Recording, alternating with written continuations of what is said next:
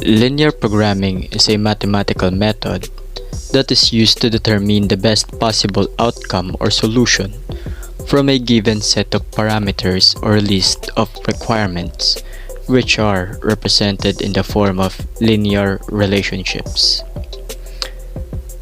For example, Pateros Metro Manila made a budget of 300,000 pesos for the isolated COVID-19 positive individuals in the said area for 5 days.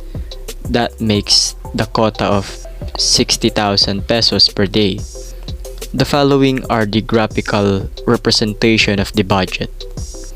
The x-axis represents the expenses spent on that certain day. Meanwhile, the y-axis shows the quota each day. The first graph represents the first day of the budget, wherein 72,000 pesos was spent for the meal of the isolated individuals. The second graph shows the second day of isolation, in which 49,180, much lower than the quota, was spent. The third graph represents the third day of isolation process of the same isolated individuals that spent 71,220. The fourth graph states that it took 63,600 pesos to feed the isolated individuals.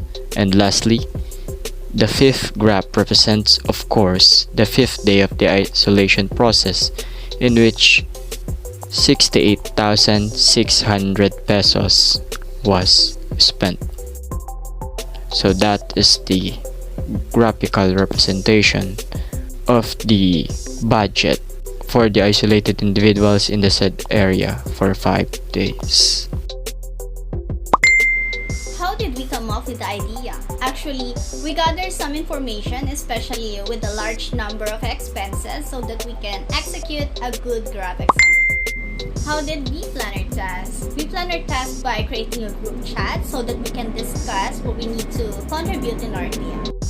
Did we get any help or support? Yes, we help each other by contributing on our own understanding. And regarding where did we get the data, it's from our source, who is currently working at the municipality of Pateros.